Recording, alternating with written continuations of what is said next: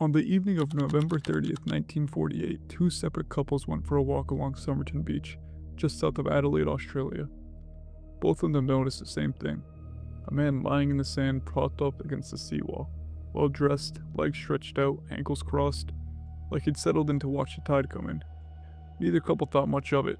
He looked like he was asleep, maybe drunk. It was a warm night, nothing unusual about a man sleeping off a few drinks by the water. He was still there the next morning. At 6:30 a.m. on December 1st, police were called to the beach. The man hadn't moved. His head was resting against the seawall, his feet crossed at the ankles, exactly as the couples had seen him the night before. Except now, he wasn't breathing.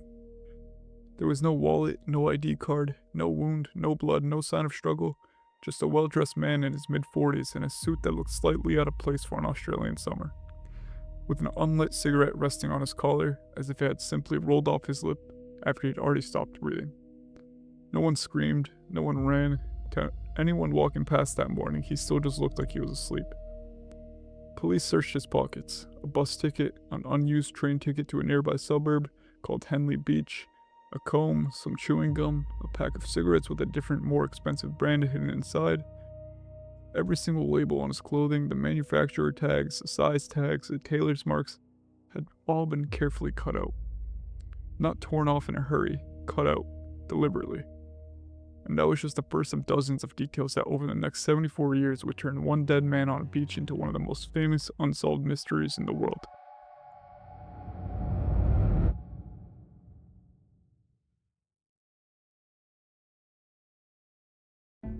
The autopsy should have given police somewhere to start. Instead, it gave them nothing but more questions.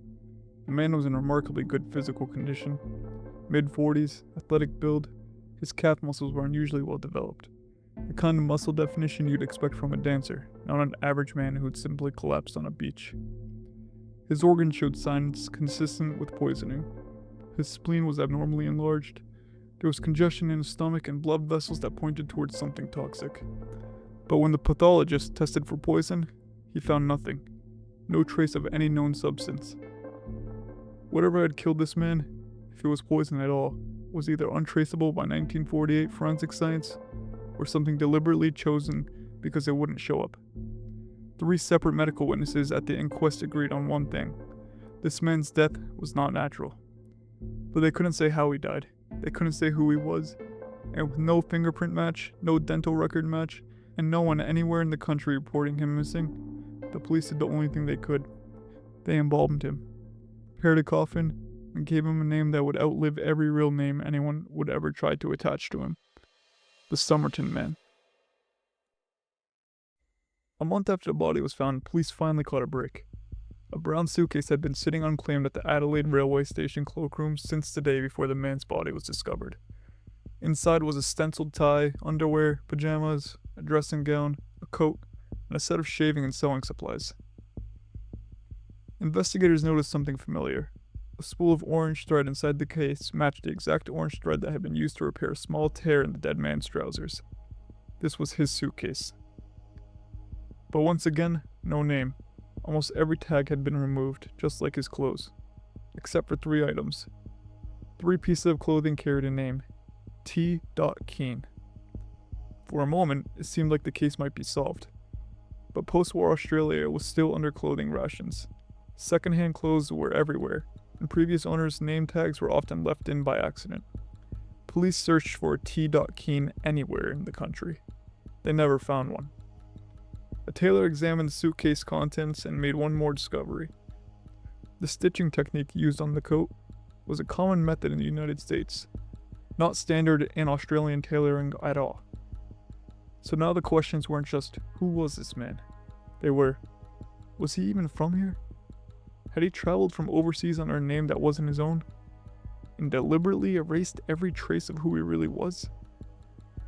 If someone goes to that much trouble to remove their own identity, down to cutting individual tags out of a shaving kit, that's not carelessness, that's a decision. Nearly 5 months after the body was found, in May of 1949, a pathologist doing a final review of the case reached into a pocket sewn into the waistband of the dead man's trousers. A pocket so small and so well hidden that it had been missed in the original search. Inside was a tightly rolled scrap of paper. He unrolled it. 2 words were printed on it, in a language no one in the room recognized at first. Tamám Shud, Persian, roughly translated, "It is ended," or more hauntingly, "It is finished." Police traced the phrase. It was the closing line of a centuries-old Persian book of poetry called the Rubáiyát of Omar Khayyám, a book largely concerned with fate, mortality, and the fleeting nature of life. The paper hadn't been written on. It had been torn from a physical copy of the book, meaning somewhere out there was the exact book this page belonged to. Police made a public appeal, and 2 months later, a man walked into the Adelaide detective office holding a copy of the Rubáiyát.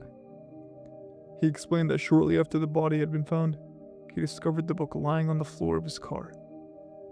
The same car that had been parked unlocked near Somerton Beach the night the man died. He assumed it belonged to a relative. It didn't. Detectives compared the torn edge of the scrap in the man's pocket to the missing page in his book. It matched perfectly. But the book held one more secret. On the inside back cover, faintly visible under a certain angle of light, were indentations that the ghost impressions of handwriting that had once pressed down through a page now missing. A phone number, and beneath it, 5 lines of capital letters, seemingly random, arranged like a code. To this day, no cryptographer, no code breaker, no intelligence agency has definitively cracked what those letters mean. Whatever this man wanted finished, he carried the proof of it, folded and hidden, against his own skin. That phone number scrawled inside that book led detectives somewhere real. It was belonged to a woman living less than half a mile from where the body was found. Her name was Jo Thompson, though she went by a stage name Justin from her earlier years as a performer. When detectives visited her and showed her a plaster cast made of the dead man's face, witnesses in the room said she appeared visibly shaken, genuinely disturbed. And then she said she had no idea who he was. She was never charged with anything.